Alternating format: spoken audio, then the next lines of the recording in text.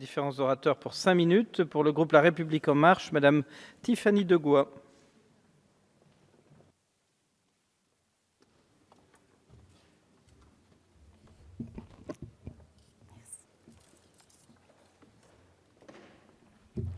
Monsieur le Président, Madame la Ministre, Madame la Présidente de la Commission des lois, Monsieur le rapporteur, mes chers collègues, le modèle européen n'est ni abstrait ni daté. L'Europe a aujourd'hui besoin d'un nouveau projet. Les peuples d'Europe aspirent à un projet ambitieux pour répondre aux enjeux du XXIe siècle, au changement climatique, à la révolution numérique et aux défis d'immigration. Afin de construire cet ambitieux projet, les élections européennes qui auront lieu en 2019 permettront de confronter les idées et les propositions de tous les groupes politiques. Le projet de loi relatif à l'élection des représentants au Parlement européen porte en lui la conviction qu'il est nécessaire d'avoir un débat national sur les enjeux européens.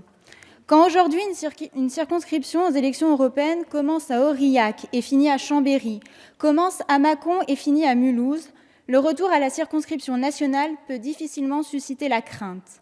L'attachement de nos concitoyens à la France relève certes d'une dimension géographique, mais aussi et surtout d'une dimension historique à l'origine de notre socle de valeurs communes, donnant la force au peuple français de relever les défis à venir. Défendre l'intérêt général de notre nation est donc un travail qui ne peut se réaliser qu'à l'échelle nationale. Et la circonscription nationale, proposition portée dans le projet de loi, le permettra davantage grâce à un scrutin lisible et cohérent visant à donner mandat à des Français de représenter leurs compatriotes.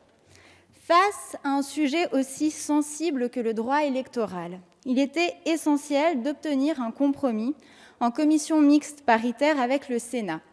Ce fut le cas grâce à la ténacité et à l'investissement de Monsieur le rapporteur. Depuis sa présentation en commission des affaires européennes, en commission des lois et en séance ici même, puis au Sénat, ce projet de loi n'a cessé d'être amélioré et enrichi. Plusieurs avancées sont donc à saluer. Les temps d'émission, tout d'abord, en tant qu'outil de propagande électorale, ont été réajustés. Chaque liste candidate aura au minimum non pas 2, mais 3 minutes. La deuxième fraction d'une enveloppe de 2 heures sera répartie en fonction du nombre de soutiens des parlementaires nationaux, mais aussi des eurodéputés. Enfin, la fraction corrective à la disposition du Conseil supérieur de l'audiovisuel sera portée d'1 heure à 1h30 afin de s'assurer d'une représentation la plus juste possible en tenant compte de la contribution de chaque liste candidate au débat national, mais aussi à la vie démocratique de la nation.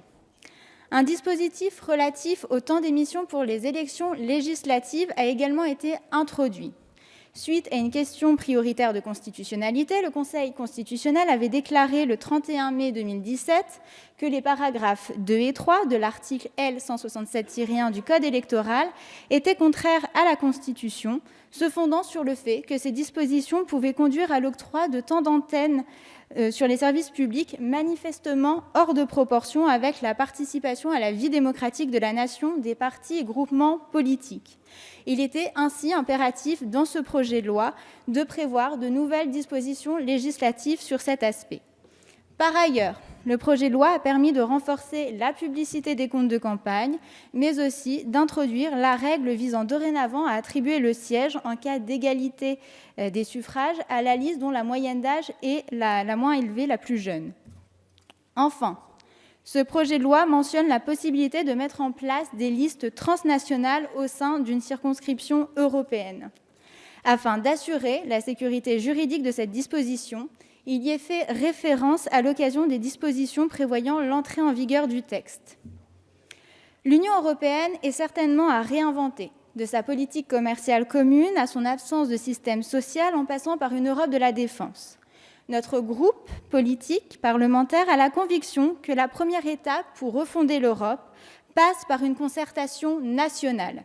Le projet de loi relatif à l'élection des représentants au Parlement européen, aujourd'hui discuté, poursuit le même but. C'est pourquoi nous voterons le projet de loi. Merci pour votre attention.